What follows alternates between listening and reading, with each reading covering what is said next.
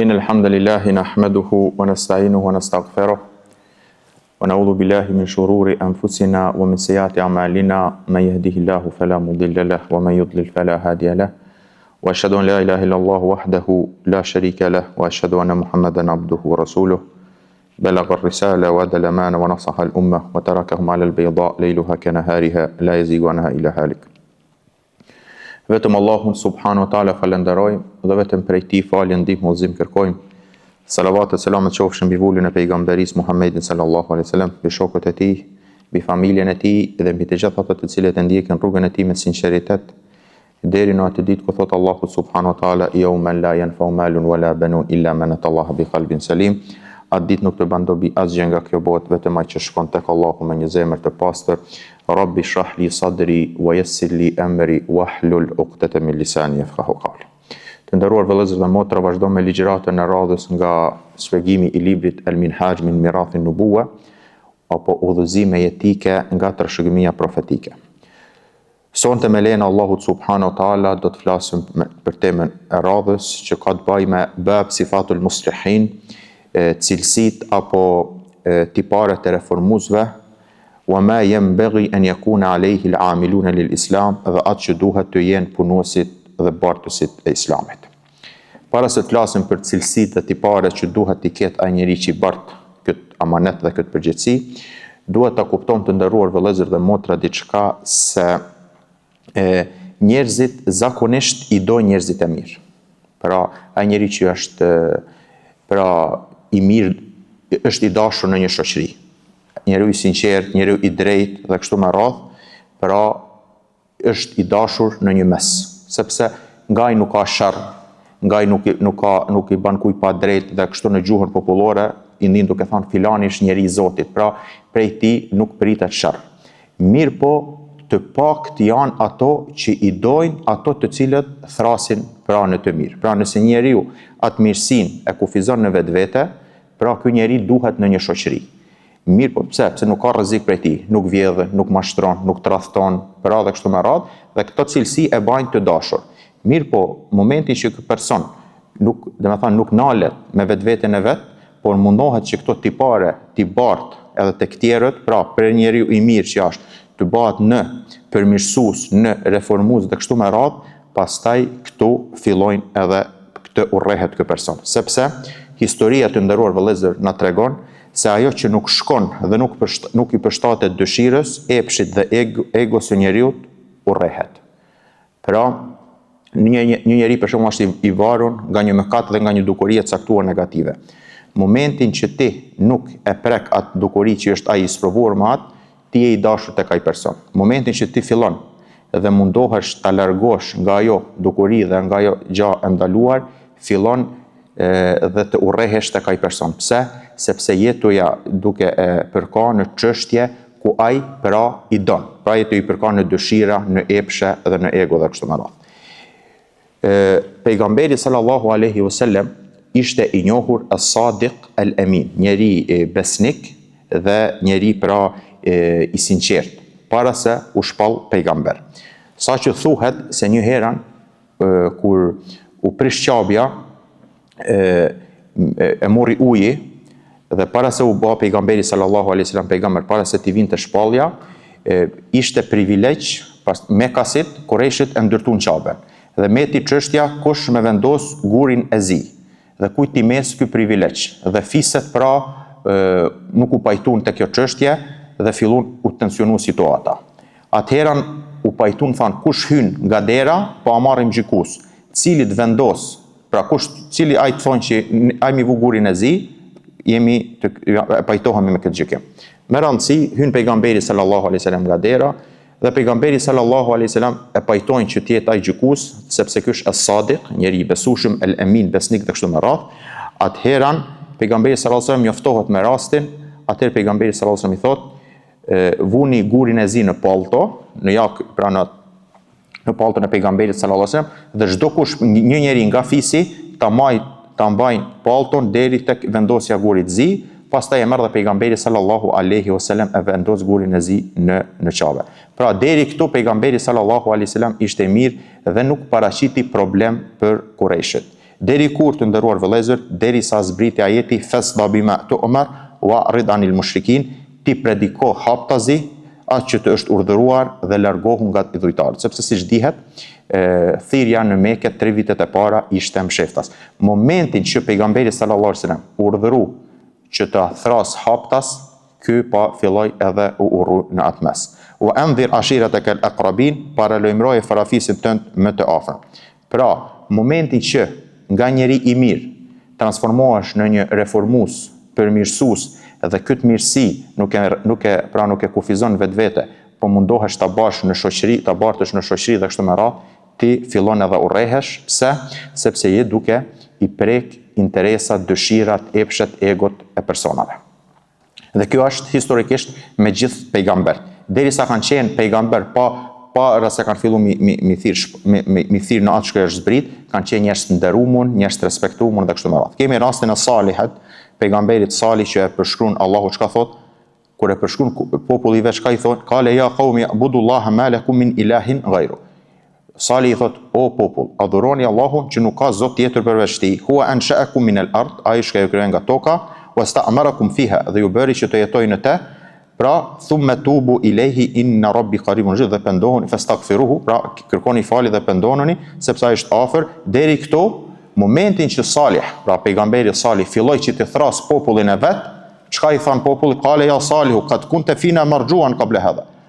O Salih, ti para se fillove me na thirr neve, ti ishe njeri i nderuar mesin ton. Pra, momentin që ky filloi mi thirr njerëzit, pra që ta adhurojnë Allahun, kërkojnë falje, të pendohen, të largohen nga dukuritë negative dhe kështu me radhë, fillojnë edhe urrehet pra pejgamberi Salih, pejgamberi sa dhe çdo pejgamber tjetër. Po ashtu kemi rastin e Luqmanit alayhis salam, kur i thot djalit të vet, ja bunay aqimi salata wa'mur bil ma'ruf wanha 'anil munkar wasbir ala ma asabik inna dhalika min azmi. O biri im, fale namazin, urdhëra të mirë, ndalo nga keqja dhe duro nga ajo çka të godet, sepse kjo është prej gjërave më të mira. Pra, Luqmani e këshillon djalin e vet se urdhërimi në të mirë dhe ndalimi nga keqja don sabër dhe durim, sepse do të urrehesh në atë mes. Pra, të nderuar vëllezër dhe motra, namazi, agjërimi, haxhi dhe kështu me radhë, devotshmëria, derisa ti e ke këtë për veten tjote, ti pra do të jesh i dashur në një mes. Momentin që ti don që kjo të transferohet edhe tek të tjerët, pra nga një njeri i mirë në përmirësues, në reformues dhe kështu me radhë, pra ti fillon dhe urrehesh. Dhe nëse e lidhim sot me jetën tonë, të nderuar vëllezër dhe motra, sot shohim se ato njerëz që thrasin në të mirë dhe ndalojnë nga keqja, duke pa marrë parasysh janë hoxhallar apo të tjerë, shohim se luftohen, tallen me to, akuzohen, shpifin për ta dhe kështu me radhë. Do të thotë shumica prej gjërave nuk janë të vërteta çka thuhet për ta, për ata njerëz që thrasin në këtë rrugë. Arsyeja është, të nderuar vëllezër dhe motra, se këto hoxhallar i prekin interesat dhe nuk i lajnë agjendet e njerëzve të caktuar që t'i çojnë përpara. Pra, hoxha apo dietari dhe kështu me radhë i thret njerëz në të mirë, i thret njerëz në vlera, dhe me thanë është kundër antivlerave dhe kështu me radhë. Mirë, po ka njerëz të caktuar që kanë qëllime që antivlerat të bëhen vlera. Momentin që dikush i del para dhe këto i thotë që këto janë antivlera dhe këto janë dukuri negative dhe këto janë dëm për shoqërinë dhe këto janë dëm për moralin dhe kështu me radhë, momentin që ky person i del përpara, atëherë ky person me domos nga këto persona do të luftohet, do të tallet, pra do të akuzohet, do të shpifet për te dhe kështu me radhë. Dhe kjo nuk është diçka e re, por është prej me pejgamberin sallallahu alajhi wasallam, jo vetëm me pejgamberin ton, me gjithë pejgambert. Pra, momentin që ata kanë qenë thjesht njerëz dhe nuk kanë bërë vepra të këqija, kanë qenë të mirë në një shoqëri, këta janë kanë të dashur, janë kanë të nderuar. Momentin që këto kanë filluar me thirr dhe kështu me radhë, këto pra kanë filluar dhe janë urryer dhe kështu me radhë. Pra, kjo ishte një hyrje, të nderuar vëllezër dhe motra, që ta kuptojmë se nëse thjesht je i mirë, nuk do të kesh armiq, sepse mirësia do ta kufizosh në vetveten tënde dhe nuk i bën dëm kujt. Momentin që nuk i bën dëm kujt, pra kjo i konvenon rrethit.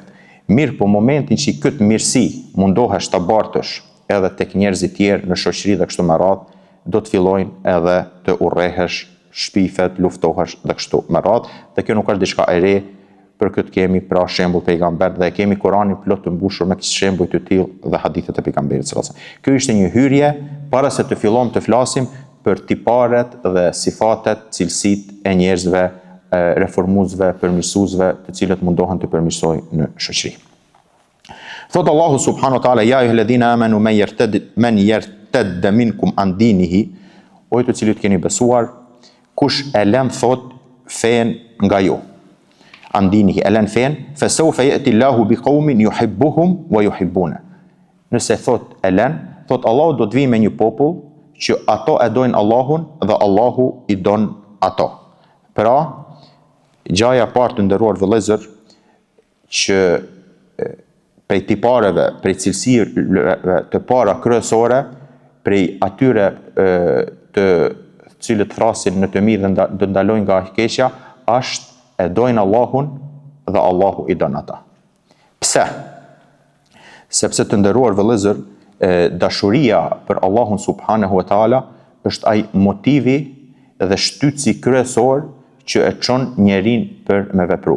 Momentin që nuk ekziston dashuria për Allahun subhanahu wa taala, ky njeri nuk ka motiv dhe nuk ka vullnet për me vepru. Momentin që njeriu e don Allahun subhanahu wa taala, ky është gjendje pastaj çdo gjë me vepru për Allahun subhanahu wa taala. Nëse hedhim në jetën tonë praktike, çdo kush që e don dikam, nuk e ka problem që të veproj për të edhe të përgjigjet kërkesës që e ka. Momentin që një njeri e urren dikam apo nuk e don të kështu me radhë, nuk ka motiv që t'i kryj punët që ai i kërkan. Për na thonë dietarët, el mahabbatu markabatu al abdi asalik ila Allah. Dashuria është mjeti udhëtues i robit që ecën drejt Allahut.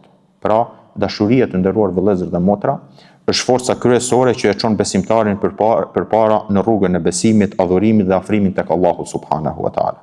Pra, ashtu siç udhëtari nuk arrin në destinacionin pa mjet, edhe robi nuk arrin në afërsinë me Allahun pa dashuri pra për Allahun subhanahu wa taala. Të nalemi pak te ky ajet vëllezër dhe motra, është interesant se Allahu subhanahu wa taala kur thot, nëse thot ju thot men yartad minkum an dinihi, thot kush thot e lën thot besimin, e braktis besimin e vet, nuk thot Allahu do të zbres diçka prej qiellit, do të bëj diçka të papritshme. Mirë po thjesht thot do të vinë me dikam tjetër, thjesht do t'ju zaventsoj. Pra kjo ajet tregon të nderuar vëllezër se Allahu subhanahu wa taala çdo herën këtë fe e ndihmon me njerëz që e bartin dhe janë të gatshëm të sakrifikojnë për këtë fe. Pra, thjesht një popull ka qenë besimtar, thot Allah, mirë po të thot e keni braktis këtë besim, thjesht thot nuk do të zbres thot unë gjëra prej qiellit, gur, do të bëjmë mrekullia, çuditëra, jo, thjesht.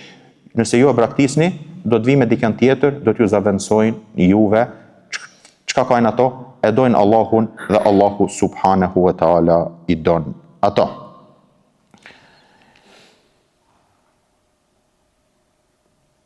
E dhilletin alel mu'minin. Pra, janë të but me besimtarët. Pra, janë të but me besimtarit, a izzetin alel kafirin, dërsa janë të vrasht me ato të cilët i luftojnë besimtarët. Pra, e dhilletin alel mu'min, a izzetin alel kafirin janë me jo besimtarët dhe me ato të cilët pra luftojnë besimtarët. Pra, ky është një prej ajeteve që na tregojnë të nderuar vëllezër dhe motra për cilësitë dhe për sifatet tiparet që i kanë ato njerëz të cilët pra janë reformues dhe janë përmirësues dhe janë ato që bartin islamin. Yuhibbuhumullah wa yuhibbunahu. E dojnë Allahun dhe Allahu i don ta. Pra, dhe këtu duhet nalemi të nderuar vëllezër se shumë për njerëzve mendojnë se vetëm shkathësia, përvoja, aftësia e jashtme, pra janë shkak që me përmirësu gjendjen e muslimanëve. Nuk është e vërtet, nga ky ajet e nxjerrim se gjaja kryesore fillon nga zemra. Pra ka një dashuri për Allahun subhanahu wa taala. Momentin që njeriu e don Allahun subhanahu wa taala, atëherën edhe pra shkallësia, aftësia, organizimet, përvojat dhe këto vinë dhe kërkohen që me ndru gjendjen e muslimanëve. Mirë po Allahu subhanahu wa taala fillon nga ana e mbrëmshme. Pse? Çka do të thonë të nderuar vëllezër, dashuri? Dashuri do të thonë mejlan el qalb, me anu zemra nga diçka, me ju zbut zemra. Momenti që njeriu i zbutet zemra për Allahun subhanahu wa taala, ky person është gjendje të sakrifikoj çdo gjë për Allahun subhanahu wa taala. Momentin që kë e ka atë motivin e mbrëmshëm për që të sakrifikoj, pastaj edhe aftësit, shkallësit, organizimet dhe kështu me radhë vijnë. Mirë po, nuk ka çdo mendoj se gjajat kryesore duhet me qenë, si me thanë, ato gjërat e jashtme, shkaqet e jashtme për me mundru gjendje muslimanëve, duke nis nga ky ajet e kuptom se gjaja kryesore buron nga brenda, përmirësimi i zemrave dhe dashuria dhe për ulja dhe animi i zemrave për Allah. Momentin që e dojnë Allahun dhe e dojnë pra dhe Allah i don ata, pastaj fillon ndryshimi dhe përmirësimi për për musliman. Po ashtu Allahu subhanahu wa taala kur flet për pejgamberin alayhis salam, thot Muhammed Rasulullah. Muhammedi pejgamberi walladhina ma'hu. Dhe ata të cilët janë me te, pra e shiddau lil kufar ruhama bainahum. Po ashtu thot janë të mëshirshëm mes veti. Pra cilësit tipar kryesor i atyre që e bartin këtë mesazh është që janë të butë në mes veti. Tjetër të nderuar vëllezër, sifat apo cilësi na përshkruan Allahu subhanahu wa taala shka thot wa ka'ayyin min nabiyyin qatala ma'hu ribbiyun kathir. Tipar apo cilësi tjetër në luftën e Uhudit të nderuar vëllezër, siç e dim, u përhap lajmi se pejgamberi sallallahu alaihi wasallam është vrarë. Dhe u shmendan safat, ndodhi një lloj destabilizimit mes sahabëve, sepse përhapet lajmi se vritet pejgamberi sallallahu alaihi wasallam. Atëherën çka tha kur zbriti Allahu subhanahu wa taala ajetet, çka thot wa ka'ayyin min nabiyyin qatala ma'hu ribbiyun kathir fama wahanu lima asabahum fi sabilillahi wama da'afu wama stakanu. Thot sikur thot ky pejgamber thot, edhe para ti thot, kanë luftu thot dhe janë myt, fama wahanu, mirë po nuk duhet thot që të dorzohen, fama wahanu lima asabahum, nuk duhen të plokshtohen nga ajo që i ka godit në rrugt të Allahut, wama da'afu, nuk duhen të dobësohen, wama stakanu wallahu yuhibbu sabirin, dhe Allahu thot i don dërimtarët, wama kana lahum illa an qalu rabbana ighfir lana dhunubana, pasi nuk ishte fjala atyre vetëm se thanë o Zot na fal mëkatet dhe kështu me radhë. Pra të nderuar vëllezër dhe motra, nga ky ajet e kupton se nëse një besimtar, pra një përmirësues dhe një reformues e godet një sprov, ky person nuk duhet që të plokshtohet dhe të dobësohet, por ashtu siç e kujtoi pejgamberi dhe shokët e vet rastin që pejgambert më herët ishin sprovu, si thot pejgamberi sallallahu alaihi wasallam, më herët pejgambert thot ishin gjakosur, mirë po kanë bërë durim, thot pejgamberi sallallahu alaihi wasallam e kujtoi rastin e pejgamberëve, rastin e Musait që ishte sprovu më shumë dhe kështu me radhë. Atëherën nga ky ajet të nderuar vëllezër nxirret se ka mundësi në këtë rrugë njeriu të sprovohet, mirë po cilësi e reformuesit apo përmirësuesit është që s'ban mu dorzu, as nuk ban mu plukshtu, as nuk ban mu lik, sepse edhe para tij janë sprovu dhe kështu me radhë. Fema dha'ufu, pra nuk lejohet që as të dobësohet, as të plokshtohen dhe kështu me radhë. Po ashtu, pejgamberi sallallahu alaihi wasallam në një hadith shumë e rëndësishëm të nderuar vëllezër, një hadith thot pejgamberi sallallahu alaihi wasallam la tazalu ta'ifatu min ummati zahirina 'ala al-haq. Do të jetë një grup që do të qëndrojnë në të vërtetën, la yadurruhum man khadhalahum wala man khalafahum. Nuk do t'i baj dëm këtij grupi as ai që khudhlan edhe el mukhalafa. Këtu pejgamberi sallallahu alaihi wasallam ka thënë do ta lajnë në mes rrugës, do ta tradhtojnë në një farë mënyre, edhe do ta kundërshtojnë. Dietarët kur janë mundu me nxjerr dobit e këtij hadithi, çka thonë? I ka parapri do t'i tradhtojnë, pastaj ka thënë do t'i kundërshtojnë. Sepse tradhtia është më e keqe se sa kundërshtimi. Pse? Tradhti fillon me ty, ndoshta në mes të rrugës të tradhton. Ndoshta me të kundërshtu e din prej në fillim se nuk është me ty dhe ti nuk mbështetesh te ky person. Pejgamberi sallallahu alajhi wasallam thotë, as ky grup që do të tradhtojë në mes të rrugës dhe as ky që do të kundërshtoj ty prej në fillim të rrugës, thotë, nuk do të baj dam thot hatta yati amrullah, derisa të vinë pra çështja e Allahut subhanahu wa taala. Thonë dietarët, po mos, po t'ishte asgjysu ky hadith, ishte asgjysu kur ka ndodh el hurub as-salibiyya që njihen luftat e kryqëzatave.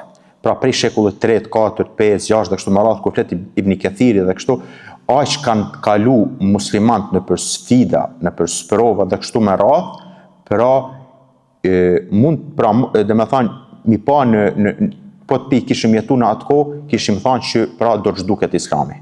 Mirë, po ky hadith të nderuar vëllezër është garancë se sa do që do të dobësohet, do të ketë një grup pra që do të qëndrojë në të vërtetë dhe nuk do të ketë që pa tjetër do të ketë që do ta përçojnë mesazhin e të vërtetës. Pra nuk do të lajnë Allahu subhanahu wa taala në tokë, pra që pa tjetër do të ketë një grup që do ta ketë pra këtë përcjelljen e të vërtetës. Pa marrë parasysh, la yazalu. Në arabisht të nderuar vëllezër, la yazalu do të kjo yufidul istimrariyya. Pra la yazalu në vazhdimsi do të jetë një grup. Mirë, po kjo është relative, ka mundësi në një vend të caktuar, ka mundësi në një kohë të caktuar dhe kështu me radhë. Mirë, po Allahu subhanahu wa taala nuk do të lajë kohë, vetëm se do të ketë një grup të cilët do të jenë në të vërtetë.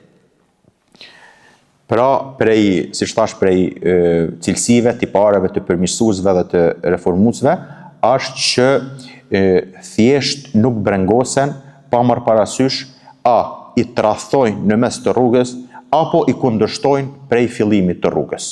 Dhe këtë e kemi garancë nga pejgamberi sallallahu alaihi wasallam.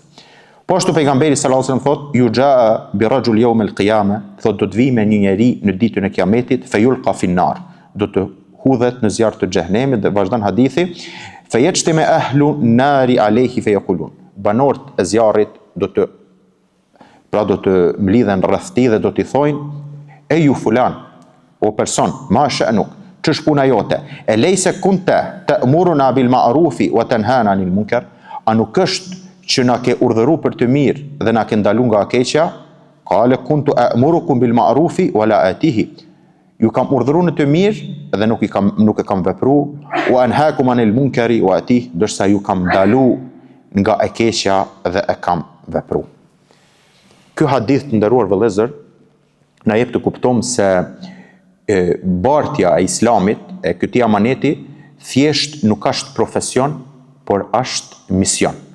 Dhe njeriu duhet me pas një lloj përgjegjësie se atë që e din duhet ta përkthej edhe në vepra, dhe atë që e din duhet me majt përgjegjësi atë që e thot, sepse është amanet. Dhe nuk duhet pra me ra në këtë hadith ku thot do të mlidhe njerëz nga banorët e xhenemit tek personi dhe do t'i thot, ç'kësh puna me jote, na ke thirrë në të mirë. Pra, ju kam thirrë në të mirë, por nuk kam vepruar, apo ju kam ndaluar nga e keqja dhe e kam vepruar. Kjo tregon të nderuar vëllezër se reformuesit, përmirësuesit dhe kështu me radhë janë ato të cilët këtë çështje islamin, bartjen e islamit dhe bartjen e këtij amaneti e kanë mision dhe nuk e kanë profesion. Sepse nëse njeriu e ka profesion, nuk ndin shumë përgjegjësi për fjalën që e thot, për veprën që e bën, thjesht e kryen për atë çka është ndoshta edhe paguar dhe kështu me radhë dhe vazhdon. Mirë, po ka mundësi nëse kthejmë në jetën tonë të përditshme, nëse për shembull është si hoxh dhe kështu me radhë, ky paguhet si hoxh, e marr një hutbë, e thot atë që është dhe ulet e poshtë dhe thjesht pra nuk e ka dert atë që e ka thënë, a ka kaluar për njëherë, a ka filtruar tek vetja vet dhe kështu me radhë, apo thjesht vetëm e ka thënë, e ka kryer profesionin e vet dhe punën e vet që e ka thënë dhe vazhdon më gjatë. Për atë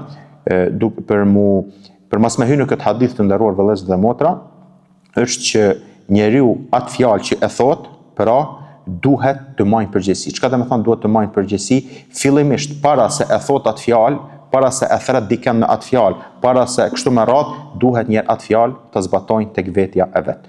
Momentin që ky një person e zbaton këtë fjalë tek vetja e vet dhe kjo fjalë gjen vend në veten e vet, pastaj e përcjell këtë fjalë edhe tek tjerët. Përndryshe të nderuar vëllezër, thjesht hym në ajetin ja ayyuhalladhina amanu lima taquluna ma la taf'alun kabura maqtan 'inda Allahi an taqulu ma la taf'alun. O të cilët keni besuar, pse e thoni atë që nuk e veproni? Kabura maqtan 'inda Allah, mëkat i madh është tek Allahu të thuash atë që nuk e vepron. Pra të nderuar vëllezër, ta bëm një përmbyllje për këtë çka tham. E para është se nëse je reformues, përmirësues në shoqëri, do të urrehesh. Kjo është gjë, domethënë e qartë, sepse thirrja jote vjen në kundërshtim me dëshirat, epshet dhe ato gjërat që njerëzit janë të sprovuar me te. Pra momentin që ti i thret në një diçka dhe ai është i mbarur prej asaj gjaje, thjesht ti do të urrehesh. Nëse ti me thirrjen tënde pengon agjendat e caktuara që ti çojnë agjendat e tyre përpara dhe ti i del ball, do të shpifet për ty, do të akuzohesh dhe kështu me radhë. Kjo është ajo që njeriu përmirësuesi dhe formuesi urrehet. E dyta, cilësi tipar i atyre që e mbajnë këtë amanet, e para gjë është që yuhibbuhumullah wa yuhibbuna. Allahu i don dhe ato e dojnë Allahun subhanahu wa taala. Do të thotë që fillimi i ndryshimit fillon nga brenda, pastaj fillojnë shkallësia, organizimet, përpjekjet dhe kështu me radhë. Këto krejt apo të gjitha këto janë gjëra që ndihmojnë në ndryshimin e gjendjes së muslimanëve, mirë po duke fillu pra prej ndryshimit pra nga brenda. Tjetër cilësi dhe tipar është janë edhilletin alel mu'minin. Pra janë të butë me besimtarët. Pra janë të butë me besimtarët dhe ato që e bartin këtë amanet. Pastaj, tipar dhe cilësi tjetër të nderuar vëllezër, gjatë kësaj rruge do ndurim dhe siç e transmetoi, pra siç Lokmanet e këshilloi djalin e vet, gjatë kësaj rruge do ndurim. Dhe momentin që goditesh nga një sprovë në këtë rrugë, duhesh mi kujtu që pejgamberët e njerëz më të mirë në rrugën toksor janë sprovu. Ashtu siç e kujtoi pejgamberi sallallahu alaihi wasallam në luftën e Uhudit, kur u përhap lajmi se u vra pejgamberi sallallahu alaihi wasallam, menjëherë kujtoi wa ka'ayyin min nabiyyin qatala ma'ahu ribyun. Këto pra pejgamberët që kanë luftuar janë myt, domethënë nuk ban njeriu për fama dha'fu, nuk ban të dobësohet, wa mastakanu, nuk ban të dorëzohet dhe kështu me radhë. Pastaj tjetër të nderuar vëllezër, tipar cilësi dhe kështu me radhë, është se gjatë kësaj rruge ka mundësi njerëz ose do të tradhtohesh ose do të kundërshtohesh prej në fillim, duke u nis nga hadithi pejgamberit sallallahu alaihi wasallam. Pra, dikur do të tradhtoj se do ta shoh se kjo rruga është e vështirë, në mes rrugës fillon bash, në mes rrugës tradhtohesh apo dorëzohet, dikur dezerton dhe kështu me radhë, ose kur e shef prej në fillim se kjo rrugë është e vështirë, prej në fillim fillon kundërshtimi dhe thotë unë nuk mund, është vështirë, është kështu me radhë. Këto të gjithë të nderuar vëllezër janë paralajmërime nga hadithit e pejgamberit sallallahu alaihi wasallam. Dhe tipar tjetër është që nuk duhet njeriu mu mjaftu vetëm atë që e din, po thjesht atë që e din, pra duhet t'ia shoqëroj puna para se i thret njerëz natë. Pra bartësit e kësaj feje dhe këtij amaneti thjesht nuk e kanë këtë çështje profesion, por e kanë mision. Momentin që njeriu ka mision dhe e man si amanet, ky mban përgjegjësi për atë thirrje që e ka, mban përgjegjësi për atë fjalë që e thotë dhe i shndron mbrapa. Këto janë të nderuar vëllezër ato shkurtimisht ato cilësi dhe tipare që i kanë përmirësuesit apo reformuesit edhe ata që e bartin këtë amanet dhe këtë fe. Aqulu qawli hadha astaghfirullaha li wa lakum wa lisa'iril mu'minina min kulli dhanb fastaghfiru innahu huwal ghafurur rahim.